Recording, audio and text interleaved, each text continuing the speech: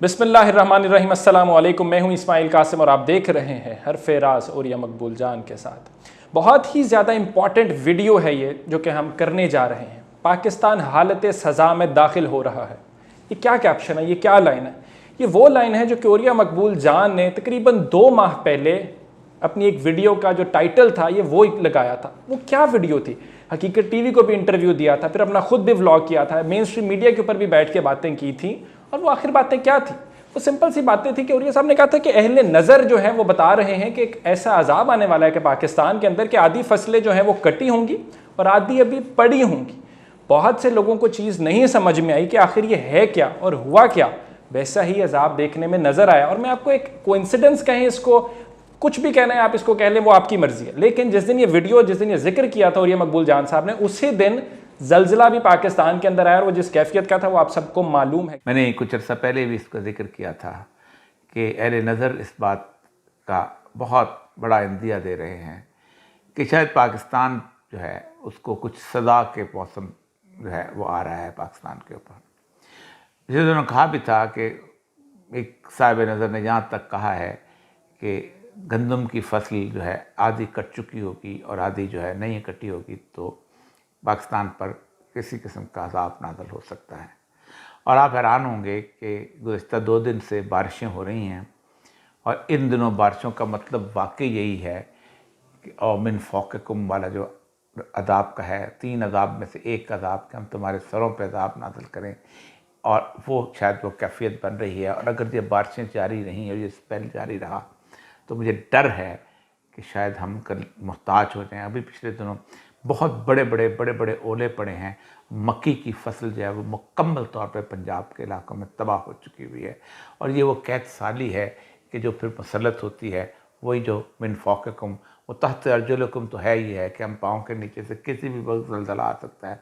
और ये सब ये बहुत इंपॉर्टेंट टॉपिक है, बड़ा सेंसिटिव टॉपिक है और बहुत ही ज़्यादा अहमियत का हामिल है। क्योंकि पाकिस्तान के अंदर आपने जो जिक्र किया, अजाब का जिक्र किया, अहले नज़र का जिक्र किया, तो अवाम तो सोचने पर मजबूर होगी कि असल में एक्चुअल में होना शुरू हो गया ऐसा। 2 माह पहले आपने जिक्र किया। मेरा 4-5 सवाल है, मुझे सारों का आपसे जवाब चाहिए होगा, थोड़ा सा वक्त ज़्यादा लगेगा। सबसे पहले तो अहले नज़र कौन है? मतलब आपने अहले नज़र का जिक्र किया। रसूल अकरम सल्लल्लाहु अलैहि वसल्लम की एक हदीस है कि इत्तकू फ़िरासतुल मोमिन इन्नहु यंज़ुरु बिनूरिल्लाह, कि मोमिन की फ़िरासत से डरो क्योंकि ये अल्लाह के नूर से देख रहा होता है। ठीक, यानी अल्लाह के नूर की आप देखें वुसअत कितनी है तो उसको कितनी दूर तक दिखाई देता होगा। बेशक बेशक एक बेशक। दूसरी बात यह है कि अल्लाह तबारक व तआला के कुछ लोग होते हैं कि अल्लाह तबारक व तआला के साथ उनकी इबादत का तसव्वुर, उनका ताल्लुक़ इस तरह का होता है, उनका दुनिया के साथ, इंसानों के साथ रवैया इस तरह का होता है कि अल्लाह तबारक व तआला के वो गुस्से को भी और अल्लाह तबारक व तआला की खुशी को भी समझने लग जाते हैं कि अल्लाह तबारक व तआला कैसी सूरत हाल की, खुशी की हालत क्या है, गुस्से की हालत। क्या बात। रसूल अकरम सल्लल्लाहु अलैहि वसल्लम ने फरमाया कि अल्लाह तबारक व तआला इस दुनिया में 40 लोग ऐसे ज़रूर रखता है कि जो सैयदना इब्राहीम अलैहिस्सलाम की सिफ़त पे होते हैं, कि जिनके बारे में कि इनकी दुआओं से बारिशें बरसती हैं और जिनकी दुआओं से बादल आते हैं और जिसकी दुआओं से लोगों को रिस्क मिलता है। और आप सल्लल्लाहु अलैहि वसल्लम फरमाया कि अल्लाह तबारक तआला 7 लोग ऐसे रखता है जो हज़रत नूह अलैहिस्सलाम की सिफ़त पे होते हैं, और उनकी वजह से उनका गुस्सा इस तरह आता है लोगों को देख के कि अल्लाह ताला उनकी दुआओं से वजह से अल्लाह ताला अज़ाब नाज़िल करता है। तो ये दोनों तरह के अल्लाह तबारक तआला के बरगुज़ीदा बंदे जो हैं वो इस दुनिया के अंदर मौजूद हैं। अहले तसव्वुफ़ इसको तकवीनी निज़ाम कहते हैं, लेकिन उस पर लंबी बहस नहीं करना चाहता। लेकिन मेरी ज़ाती तजर्बे में बहुत सारे ऐसे लोग आए हैं कि जो मुझे कभी ना कभी कोई ना कोई चीज़ बताते थे तो मैं फिर लोगों को उसके बारे में बता दिया करता था। तो उसके हवाले से फिर लोग कहते थे कौन है? मैंने कहा मुझे ख़ुद उन लोगों का इल्म नहीं, अचानक कोई मिल गया और उसने एक बात बता दी। तो मेरे तसव्वुर, मेरा ताल्लुक़ एक डाकिए की तरह का है कि ख़त आया और ख़त मैंने आगे पहुंचा दिया। क्या बात। इसका पहला इजहार हुआ था 2010 के ज़लज़ले से पहले, 28 दिसंबर को मेरे ख्याल, तो उससे पहले मैंने एक कॉलम लिखा था डोरा टूट गया।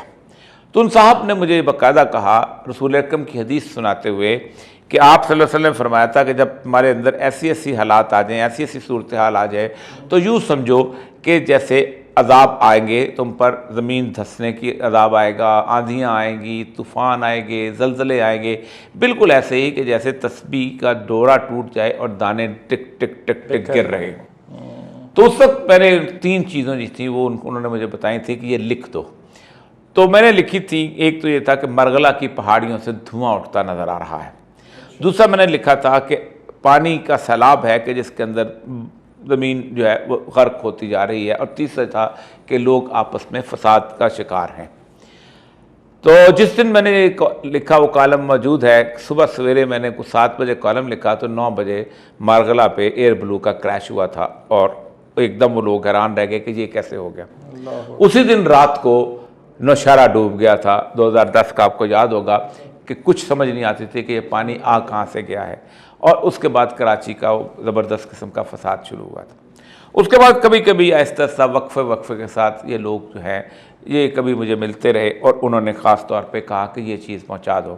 مثلا جس زمانے میں وہ جو مشہور اٹیک ہوا تھا، وہ جو جہاں پہ ہیلی کاپٹروں نے آ کے پاکستان کی پوسٹ پہ حملہ کیا تھا امریکنز نے، تو اس میں نے شاہد مسعود کا میرے خیال پروگرام تھا، اس کے اندر میں نے کہا کہ مجھے کہا گیا ہے کہ ہر ہیلی کاپٹر نچلی پروازیں کر رہے ہیں اور کچھ جگہ پہ ان کے بامبنگ پڑیں گے۔ تو وہ بھی میں نے لکھا بھی تھا، اور اس پروگرام کے اندر وہ بھی موجود ہے، اگر کہیں ان کے پاس اگر ویڈیو کلپ ہو تو وہ بھی چلا سکتے ہیں اس کے اندر۔ آپ سب جانتے ہیں کہ اوریہ مقبول جان اہل نظر کے کتنے قریب رہتے ہیں، اور کئی اہل نظر پاکستان میں وارننگ آلریڈی جاری کر چکے ہیں۔ اوریہ مقبول جان نے، یاد کیجیے جب اہل نظر نے ان کو کہا تھا کہ مارغلہ کی پہاڑیوں سے دھواں اٹھ رہا ہے، اس وقت لوگوں کو سمجھ نہیں آئی تھی، لیکن چند دن کے بعد جب ایئر بلو کا طیارہ انہی پہاڑیوں میں کریش ہوا تو سارے اوریہ مقبول جان سے پوچھنا شروع کیا آپ نے کیسے بتایا۔ انہوں نے کہا میں تو صرف ایک ڈاکیا ہوں، میں تو بس پیغام پہنچا دیتا ہوں جو اللہ والے ہوتے ہیں۔ اوریہ مقبول جان کی ملاقات ہوئی ہے اہل نظر سے، جو خوفناک پیشن گوئی چھوڑیے، انہوں نے بس ایک پیغام دے دیا ہے جو آنے والے خطرات ہیں۔ وہ پیغام جب انہوں نے اوریہ مقبول جان، اہل نظر نے اوریہ مقبول جان کو بتایا ہے کہ گندم کی فصل، یہ بات ذرا سمجھنے والی ہے، گندم کی فصل کی کٹائی کچھ عرصے بعد شروع ہونے والی ہے۔ انہوں نے کہا ہے کہ گندم کی فصل آدھی کاٹی ہوگی، آپ آدھی کاٹ نہیں پائیں گے تو اللہ کا دردناک عذاب آ جائے گا۔ لیکن بہرحال اس میں کوئی میری بڑائی نہیں، نہ میری کوئی ذاتی کیفیت ہے، میں ایک کالم نگار ہوں، مجھ پہ وہ لوگ بھروسہ کرتے ہیں، میں ایک میڈیا کا آدمی بھروسہ کرتے ہیں کہ یہ بات لوگوں کو آگے بتا دی جائے۔ اسی طرح کی کیفیت کے اندر وہ ہمیشہ ایک درخواست کرتے ہیں کہ جب بھی تم کالم لکھو یا جب بھی تم کوئی گفتگو کرو تو لوگوں سے یہ درخواست کرو کہ لوگ مل کر اجتماعی طور پر استغفار کریں۔ اس استغفار کی ایک بنیادی وجہ وہ یہ بتاتے ہیں کہ سیدنا یونس علیہ السلام جو ہیں وہ ان کی قوم جو تھی ان پر عذاب آنے کا فیصلہ ہو گیا تھا، تو سیدنا یونس علیہ السلام یہ سوچ کر کہ اب تو عذاب آنے والا ہے تو وہ چلے گئے تھے وہاں پر۔ تو بستی نے دیکھا کہ پیغمبر ہمارے درمیان موجود نہیں، تو ان کو اندازہ ہو گیا کہ اب عذاب آ جائے گا، تو پوری کی پوری بستی جو تھی وہ سجدے میں گر گئی، اور گڑ گڑا کر انہوں نے اللہ سے معافی مانگی، اور انہوں نے عذاب ٹال دیا اللہ تبارک تعالیٰ نے۔ اللہ کہتا ہے میں نے انہیں مزید دنیا میں رہنے کا، لطف لینے کا موقع فراہم کر دیا، اور سیدنا یونس علیہ السلام کو اس سزا کے طور پر کہ انہوں نے اللہ پر اتنا بھی توکل نہیں کیا کہ اللہ ان کو بچا دے گا، ان کو مچھلی کی پیٹ کے اندر رہنا پڑا، اور جہاں انہوں نے اندھیرے کے اندر پکڑا لا الہ الا انت سبحانک انی کنت من الظالمین۔ تو اس لیے اللہ تبارک تعالیٰ جب یونس علیہ السلام کا واقعہ بیان فرماتے ہیں تو اللہ تعالیٰ ایک جسے کہتے ہیں خواہش کا اظہار کرتے ہیں کہ کوئی قوم ایسی کیوں نہیں ہو جاتی کہ وہ یونس علیہ السلام کی جیسی قوم ہوتی، تاکہ ہم اس کو گڑ گڑاتی ہے ہمارے پاس تو ہم اس کو دنیا میں مزید لطف دینے کا موقع فراہم کرتے ہیں۔ تو پاکستان کے بارے میں اس طرح کی مختلف باتیں آتی ہیں۔ ہمیشہ میں نے گزشتہ 15 سال سے کہہ رہا ہوں کہ ہماری نجات صرف ایک ہے کہ پوری قوم یہ ریئلائز کرے کہ یہ عذاب ہے، اور اس عذاب کو آگے لے کے جانا، آگے کیسے راستہ نکالنا ہے، اس سے بچنا کیسے ہے۔ لیکن ہمیشہ ہوتا یہ ہے کہ عذاب کا ہم مذاق اڑاتے ہیں۔ بالکل ایسے ہی ہے۔ مثلا پہلے سوال یہ کیا جاتا ہے عذاب کے بارے میں کہ عذاب ہے تو پھر یہ ہے، یہ عام غریب آدمی کے پہ کیوں آتا ہے؟ میں بالکل جی جی میں معذرت کے ساتھ آپ کی بات کاٹ رہا ہوں، میں نے یہیں پہ آپ کو لے کے آنا، لیکن اس سے پہلے آپ نے کہا اجتماعی دعا اور اجتماعی استغفار سے ہم نجات حاصل ہے۔ حضرت موسیٰ علیہ السلام کے زمانے میں بھی ایک بستی کے اندر اجتماعی دعا کروائی گئی، اناج ختم ہو گیا، بارش نہیں ہو رہی تھی، کہا گیا حضرت موسیٰ علیہ السلام ہمارے ساتھ جوڑیے اور دعا کروائیے، لیکن دعا قبول نہیں ہوئی، دوسری بار بھی نہیں ہوئی، تیسری بار پوچھا گیا تو موسیٰ علیہ السلام نے پوچھا کہ یا اللہ کیا ماجرا ہے، تو بتایا گیا ایک آدمی ایسا ہے۔ تو ایک تو اجتماعی استغفار میں چاہوں گا اس کے اوپر بھی نظر ڈالیں۔ اس میں بھی ہوا صاحب، وہ پوری بنی اسرائیل کا پورا واقعہ یہ ہے کہ حضرت موسیٰ سے کہا گیا کہ ایک آدمی ایسا ہے جس کی وجہ سے دعا قبول نہیں ہو رہی، اس کے گناہ زیادہ ہیں۔ تو وہ آدمی اللہ کے سامنے گڑ گڑایا کہ اللہ تو ستار العیوب ہے، پردے رکھنے والا ہے، کیا بات ہے، مجھے بتا کہ اگر میں چلا تو جاؤں گا، مجھے پتہ ہے میری وجہ سے ہو رہا ہے، تو کیا تجھے اچھا لگے گا؟ تو اللہ نے بارش برسا دی۔ سبحان اللہ، ٹھیک، تو وہ بھی اس لیے بتانے کی بات ہوتی ہے کہ بنیادی طور پر یہ چیز ہے، اجتماعی استغفار سے بلائے یہی پوائنٹ تھا میرا لانا۔ سبحان اللہ۔ تو دوسری چیز جو اہم ترین میں عرض کرتا تھا کہ وہ ایک چیز، ایک تو یہ ہے کہ اللہ تبارک و تعالیٰ کا یہ عذاب جو ہے یہ سزا نہیں ہے۔ اللہ تبارک و تعالیٰ نے جب بھی عذاب نازل کرنے کی بات کی، اللہ نے کہا ہے لعلکم ترجعون، تم میری طرف آ جاؤ تاکہ بڑے عذاب سے بچ جاؤ۔ بڑا عذاب کیا ہے؟ جو قیامت کے دن آنا ہے۔ یہ آپ ایک آدمی کو اللہ تبارک کرتا جائے کہ ایک بستی، اللہ کہتے ہیں کہ اتقوا فتنۃ لا تصیبن الذین ظلموا منکم خاصہ، تم اس وبال سے ڈرو، اس عذاب سے ڈرو جو صرف اس کے برپا کرنے والے پہ نہیں ہوگا بلکہ ان سب لوگوں پہ بھی نازل ہوگا جو ان کو مسجد میں موجود ہوئے۔ اس کی وجہ یہ ہے کہ میں اگر بھی گناہ گار ہوں اور آپ ایک ایماندار ہیں، ہم دونوں اگر سیلاب میں مارے جاتے ہیں تو آپ ایمانداروں کے اندر اور نیکوں کے اندر اٹھیں گے، میں گناہ گاروں میں اٹھوں۔ کیا بات ہے، تو یہاں عذاب کا فیصلہ نہیں ہونا، عذاب کا فیصلہ اگلے جہان میں ہونا ہے۔ یہ صرف جھنجھوڑنے کے لیے ہے کہ یار یہ اللہ۔ اچھا، اب اللہ جو ہے عذاب کے بارے میں تین چیزیں، اور پاکستان میں لگتا ہے تینوں جو ہیں ان کا عذاب آیا ہے۔ ایک صاحب نے صبح کے وقت مجھے فجر کے وقت جھنجھوڑ کے جگایا اور کہا کہ دیکھو معاملہ یہ ہے کہ لوگ آدھی فصلیں ابھی کٹ چکی ہوں گی اور آدھی پڑی ہوں گی تو عذاب آ جائے گا۔